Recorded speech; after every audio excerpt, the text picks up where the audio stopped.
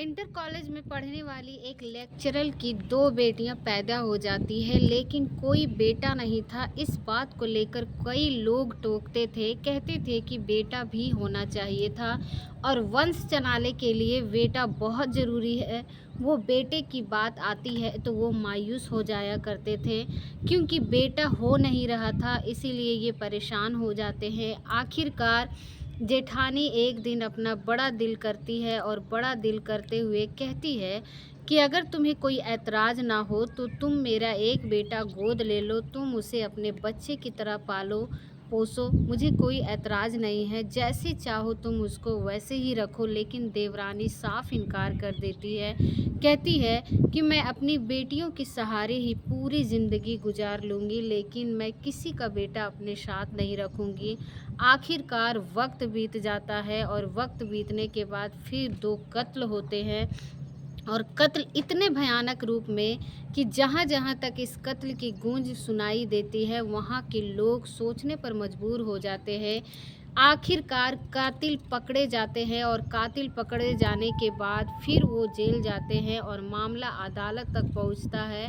और अदालत में जब मामला की जज साहब सुनते हैं, तब उन्होंने पूरे किस्से, पूरे कहानी सुने और इस मर्डर की पूरी रूपरेखा को सुना, समझा, और वो कहते हैं कि इन कातिलों को तब तक फांसी के फंदे पर लटका के रखा जाए, तब तक कि इनकी प्राण न निकल जाए। जब ये जज साहब की प्रतिक्रिया अखबारों के माध्यम से लोगों तक पहुंचते हैं, तो लोगों ने ये जानने की कोशिश की कि आखिरकार जज साहब ने ऐसा क्यों कहा, आखिरकार उन्होंने ऐसा क्या कर दिया था जिससे जज साहब को भी ये कहने के लिए मजबूर होना पड़ा। आज की इस कहानी सुनने के बाद आप लोग भी सोचने पर मजबूर हो जाएंगे कि इंसान अपने निजी स्वार्थों के चलते आखिरकार किस हद तक गिर जाता है, किस हद तक चला जाता है। तो सबसे पहले आप सभी को मेरे तरफ से नमस्कार और आप सभी का मेरा यूट्यूब चैनल में बहुत बहुत स्वागत है। आज की जो सच्ची घटना है जो मैं आपको सुनाने जा रही हूँ, ये सच्ची घटना है उत्तर प्रदेश के जिला हथरस की सदर कोतवाली क्षेत्र का आगरा रोड पर एक कॉलोनी है, जिसका नाम है आशीर्वाद धाम कॉलोनी। मैं बात कर रही हूँ 22-23 जनवरी 2025 की रात, लगभग 1:30 बजे के आसपास का वक्त हो रहा होगा। एक महिला जो अपने घर के आंगन में आराम से सो रही थी और सोते सोते वो सपना देख रही थी कि कोई उस पर जानलेवा हमला कर रहा है।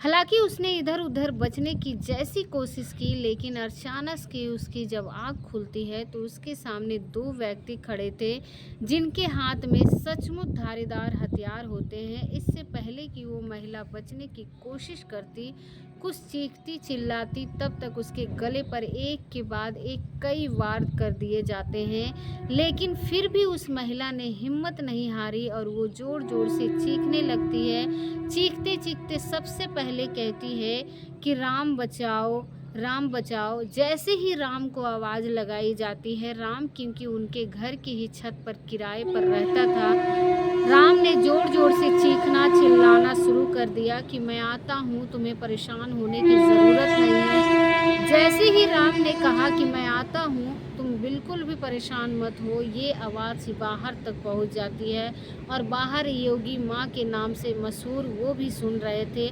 आवाज़ें। उसके बाद ज़ोर ज़ोर से योगी माँ साहेब भी चिल्लाते हैं, चीखते हैं, कहते हैं कि परेशान होने की ज़रूरत नहीं है गौरी भाभी, मैं अभी आता हूँ, अभी आ रहा हूँ।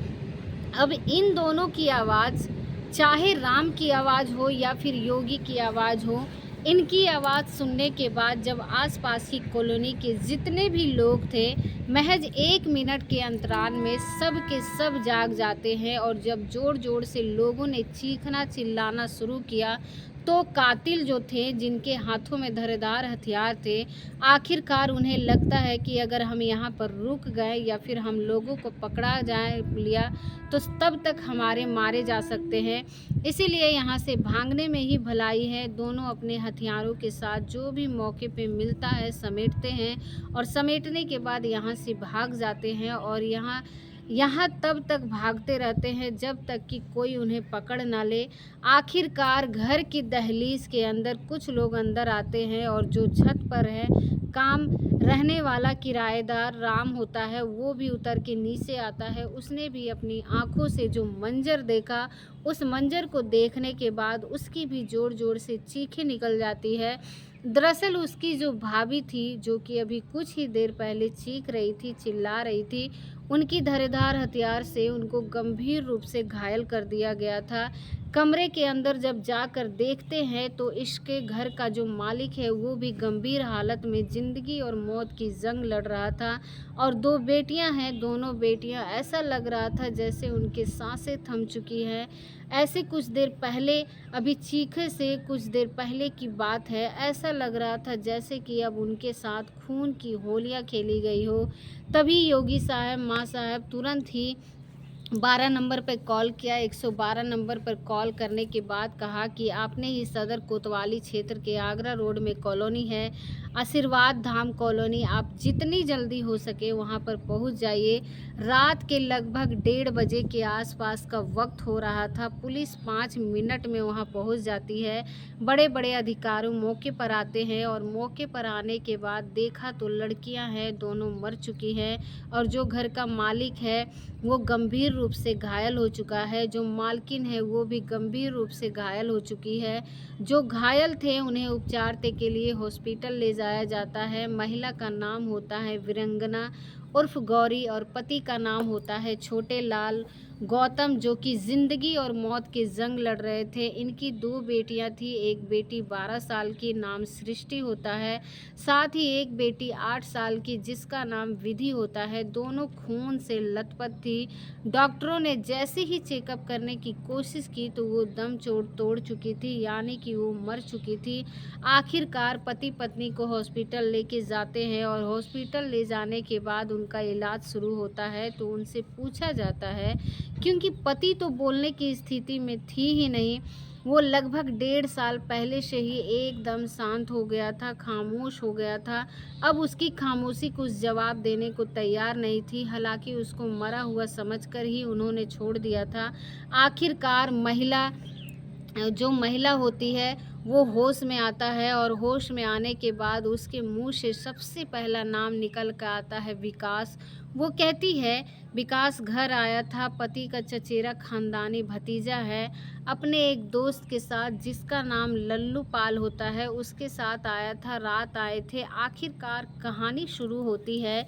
उत्तर प्रदेश के ज़िला फतेहपुर का एक थाना लगता है जहानाबाद और इसी जहानाबाद क्षेत्र का एक गांव लगता है किशनपुर कपिल। दरअसल यहाँ का रहने वाला एक व्यक्ति है जिसका नाम होता है छोटे लाल। छोटे लाल गौतम जब गांव में रहता था, घर का भी काम किया करता था, सारे काम करने के बाद भी वो पढ़ाई से उसका इतना दिल लगा हुआ था कि बिना पढ़ाई के वो रह नहीं पाता था। पढ़ने में शुरू से ही होशियार, उनके एक फैसला कर लिया था कि वो बड़े होकर वो प्रोफेसर बनेगा या फिर किसी इंटर कॉलेज में टीचर बनेगा। आखिरकार उसकी मन की मुराद पूरी हो जाती है। साल 2003 की ये बात है। ज्योग्राफी में उसका सिलेक्शन हो जाता है और वो एक इंटर कॉलेज में प्रोफेसर बन जाता है। उत्तर प्रदेश के जिला हथरस का चंदप्पा का एक जगह लगती है, उसका गांव लगता है मितई। मितई गांव का जोहार स्मारक स्कूल इंटर कॉलेज में भूगोल के प्रोफेसर जब बन जाते हैं तब जिंदगी यहाँ से पटरी पर आ जाती है। एक लड़की जिसका नाम होता है वीरंगना उर्फ गौरी, उनकी शादी हो जाती है और वक्त जैसे जैसे आगे बढ़ रहा था वैसे वैसे खुशियाँ भी बढ़ रही थी। 2 बेटियाँ पैदा हो जाती है, एक का नाम सृष्टि रखा जाता है और दूसरे का नाम विधि रखा जाता है। बेटियों को मन से पढ़ा रहे थे, लेकिन एक तकलीफ थी जो हमेशा लोग देते रहते थे, याद दिलाते रहते थे, कहते थे कि बेटियां तो हो गई, बेटा भी पैदा कर लो, लेकिन ये सब कुदरत के हाथ में होता है, ये किसी इंसान के हाथ में तो होता नहीं है।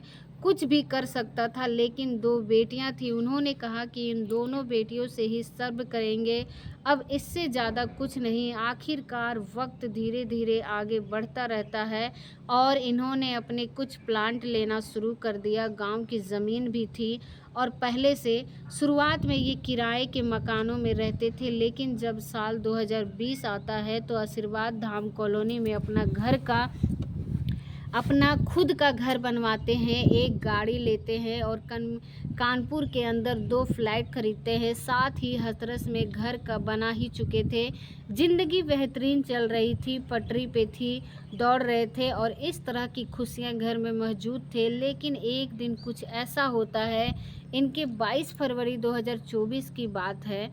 अचानक ही 2 शिक्षक होता है, छोटे लाल गौतम, उन्हें ब्रेन हैमरेज हो जाता है और ब्रेन हैमरेज होते ही उनका शरीर के हिस्सा काम करना बंद कर देता है। आखिरकार वो लकवा मारे जाते हैं और घर में ही पड़े रहते थे। लेकिन यहाँ से उनकी ज़िंदगी की दुर्दिन भी शुरू हो जाती है। ऐसे दुर्दिन शुरू होते हैं कि गाड़ी भी उस पे ऋण पर थी, यानी कि उसे भी किस्त जाया करती थी। साथ ही जो घर था उस घर के भी लोन था, उसकी भी किस्त जाया करती थी। लेकिन जैसे ही ये ब्रेन हैमरेज हो जाता है तो उनको शिक्षा विभाग ने तनख्वाह देना बंद कर देता है और जैसे वेतन देना बंद कर देता है, एक तरफ तो उनकी स्थिति वैसे पहले से ही खराब थी, दूसरी तरफ उनकी बीमारी हो जाती है, तो इसके इलाज के लिए पैसे की ज़रूरत थी।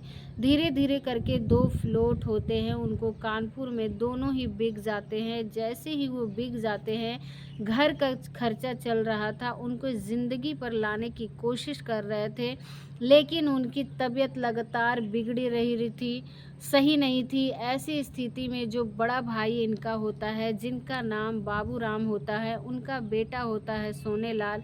सोनेलाल लगभग 2.5 साल पहले इस घटनाक्रम से वो दुबई चला जाता है और वहीं रहकर नौकरी कर रहा था। साथ ही दूसरा एक और बेटा होता है जो गांव में रहकर इस तरह से अपने माता पिता के साथ काम धंधा किया करता था, खेती करते थे। कहते थे कि मेहनत मजदूरी कर रहा था, उसे कुछ ऐसा बड़ा हिसाब किताब नहीं था। इसी बीच में जो जेठानी होती है वो अपनी देवरानी से कहती है कि तुम्हें परेशान होने की ज़रूरत नहीं है, तुम चाहो तो मेरे बेटे को गोद ले सकती हो, उसे अपने बेटे की तरह रख लो, पालो पोसो, सब कुछ ठीक रहेगा। ये जब साफ इनकार कर देती है तभी घर में ऐसी प्लानिंग शुरू हो जाती है। खास करके जो दुबई में बैठा हुआ सगा भतीजा होता है, उसका नाम सोनेलाल होता है, वहीं से बैठा बैठा प्लानिंग करता है क्यों ना अगर इन चारों ही मार दिया जाए। इनकी चाचा चाची साथ ही 2 बहनें होती हैं, इनको ही मार दिया जाए तो ये हमेशा हमेशा के लिए ज़िंदगी का किस्सा ख़त्म हो जाएगा। इनकी जो प्लांट है, उनके जो घर है, उनकी जो ज़मीन है, सब कुछ अपनी हो जाएगी। और इसके लिए उसने प्लान तैयार किया और तैयार करने के बाद गांव का ही रहने वाला एक लड़का होता है विकास, और उसका एक दोस्त होता है जिसका नाम होता है लल्लू पाल। इन दोनों को तैयार करता है और कहता है कि मैं तुम्हें रख लूँगा, तुम्हें कुछ पैसे दूँगा और तुम लोगों को उसके बदले में मुझे एक काम करना पड़ेगा। चाचा चाची और मेरी बहनें हैं, उनका कत्ल करना है, उनको मारना है। अब इसके लिए तारीख तय कर दी जाती है। वो बीच बीच में जाते थे और जाने के बाद अपनी रैंकी वगैरह करते थे और पूरा जो इतिहास था, जो कि वहाँ का भौगोलिक दृश्य था, वो सब कुछ समझ रहे थे। अब विकास ने प्लान बनाया। 23 जनवरी 2025 को की रात की बात है। आखिरकार वो हाथरस पहुंचते हैं और हाथरस जंक्शन में सिटी स्टेशन में के कॉलोनी में पहुंचते हैं और उन्होंने शराब पी हुई थी। हालांकि वो पहले भी आया हुआ था विकास, इसीलिए घर वालों को कोई ऐतराज़ नहीं था। 9-10 बजे घर में एंट्री करता है और एंट्री करने के बाद खाना वाना खाता है। खाना खाने के बाद आराम से अपने चाचा के पास में जाकर सो जाता है। लेकिन रात के जैसे ही 12:30 बजे के आसपास का वक्त हो चला था, जो उसकी चाची होती है वो अपनी दोनों बेटियों के साथ घर के ही आंगन के आराम में सो रहे थे। सब कुछ ठीक था, सन्नाटा था और आंखें जैसी ही खुलती है उसके बाद सबसे पहले वो अपने चाचा पर वार करता है। एक के बाद कई वार करता है। ताकि उसे लग रहा था कि चाचा मर चुका है।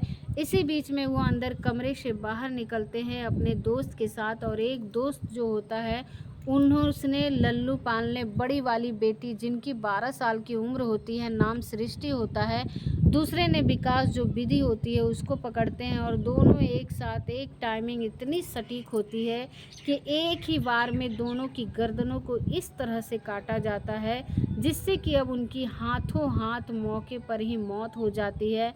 चीखने चिल्लाने का उनको अवसर भी नहीं मिल पाता है। अब दोनों बहनें मौक़ों पर ही मारी जाती है। अब नंबर चाची का आता है।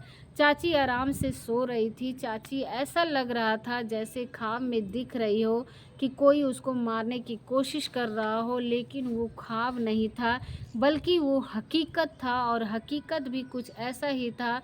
जब विकास ने धारदार हथियार से अपनी चाची पर वार करने की कोशिश कर रहा था, इसी बीच में वो चाची की आँख खुल जाती है, और जैसे ही चाची की आँख खुलती है, देखते क्या है कि उसके सामने उसका पति का जो भतीजा है, जो उसका दोस्त है, दोनों ही मारने की कोशिश कर रहे थे, मारे भी जाते हैं। लेकिन जब तक चाची ने अपने आप को संभाला और किसी तरकीब से बचने की कोशिश की, लेकिन तब तक वो गंभीर रूप से घायल हो चुकी थी। आखिरकार आसपास के लोग आ जाते हैं, और तब तक आसपास के लोग आते हैं, यहाँ से भाग चुके थे। पुलिस ने इन दोनों को एनकाउंटर के बाद आखिरकार गिरफ्तार कर लिया, और गिरफ्तार करने के बाद इनको जेल भेज दिया गया, और 25 मार्च 2025 को न्यायालय ने इस पूरे मामले को संज्ञान लिया, और 29 मार्च 2025 को इस मामले में चार्जशीट दाखिल हुई। इसके बाद कोर्ट में तारीख तब पड़ती है, तो उसके बाद जहर होती है, सबूत दिए जाते हैं। अदालत इस मामले की पूरी सुनवाई करने के बाद 26 मई 2025 का जो आरोपी होते हैं उनको आरोप सिद्ध हो जाता है, तय हो जाता है, और 28 मई 2025 को आखिरकार इन दोनों को विशेष न्यायाधीश SST act court Ramprasad Singh जो जज साहब होते हैं, न्यायाधीश होते हैं, वो कहते हैं कि विकास और लल्लू पाल को फांसी के फंदे पर तब तक लटका के रखा जाए तब तक कि इन दोनों के प्राण न निकल जाए। लेकिन क्योंकि उन दोनों बच्चियों का कोई कसूर नहीं था, जिन बच्चियों को इन्होंने बुरी तरह से बेरहमी से उनकी दर्दनाक मौत दी, साथ ही जो इसके चाचा थे वो पहले से ही बीमार चल रहे थे, उनका शरीर बिल्कुल काम नहीं कर रहा था, और इन्होंने उसको भी मरणस्थ हालत में कर दिया। साथ ही अपनी चाची को उन्होंने बहुत बुरी तरह से गंभीर रूप से घायल कर दिया। हालांकि इन दोनों को फांसी की सज़ा सुनाई दी गई, आर्थिक जो दंड था वो भी दिए गया, लेकिन जिसने पूरे कत्ल की रूपरेखा रखी थी वो दुबई में रह रहा था, सोनेलाल। आखिरकार पुलिस उसको अभी तक भी गिरफ्तार नहीं कर पाई है। जब हम इस कहानी को सुना रहे थे तब तक भी वो दुबई में ही था। हालांकि यहाँ से इंडिया का तमाम कोशिशें की जा रही है ताकि प्रत्यर्पण कर उसको वापस करके लाया जाए और उसको भी सज़ा सुनाई जाए। हालांकि उसको क्या सज़ा हो सकती है, क्योंकि इस तरह के मामले साजिशकर्ता को भी वही सज़ा होनी चाहिए जो कातिल को मिलता है, लेकिन उसको लाने में अभी दिक्कत परेशानी हो रही है। अभी तक लगभग इस घटनाक्रम को 4 महीने से ज़्यादा का समय बीतने को है, लेकिन वो अभी तक नहीं आया है। दोस्तों, इस पूरे घटनाक्रम को सुनाने का उद्देश्य किसी को परेशान करना नहीं, किसी का दिल दुखाना नहीं, बल्कि आपको जागरूक करना है, आपको सचेत करना है। जिस तरह से ज़मीन के लालच को लेकर, खास करके 10 बीघा ज़मीन को लेकर जो गांव की थी, क्योंकि फ्लोट थे जो बिक चुके थे, और जो घर होता है वो घर का कर्जा चल रहा था और कार पर कर्जा चल रहा था। चाचा की हालत इतनी ख़राब थी कि फरवरी 2024 को उनकी सैलरी मिल ही नहीं रही थी, क्योंकि वो स्कूल नहीं जा रहे थे, और स्कूल जाते तो शायद उनको तनख्वाह, उनका वेतन मिलता। उनकी स्थिति पहले से ही ख़राब थी। 10 बीघा ज़मीन के लिए 2 कत्ल करके आखिरकार उन्होंने क्या साबित किया, और माँ ने भी शायद इसमें कहीं न कहीं जो रोल था अपने बच्चों को समझाने का, वो समझाने से गई, लेकिन कहीं न कहीं वो चाहती थी कि ज़मीन हमें मिले, इसीलिए वो अपने बेटे को गोद देना चाहती थी। हालांकि पुलिस प्रशासन की जांच का विषय है कि उसमें क्या है क्या नहीं है, ये तो खैर वो भी बता सकते हैं, लेकिन जो भी होता है वो बहुत भयानक होता है। दोस्तों, उम्मीद करते हैं कि आपको ये वीडियो बहुत ही ज़्यादा पसंद आया होगा, और अगर आपको ये वीडियो पसंद आई होगा तो एक लाइक करके हमारे चैनल को सब्सक्राइब करें। मिलते हैं ऐसे ही किसी नए वीडियो के साथ, तब तक के लिए आप सभी लोगों का बहुत बहुत धन्यवाद।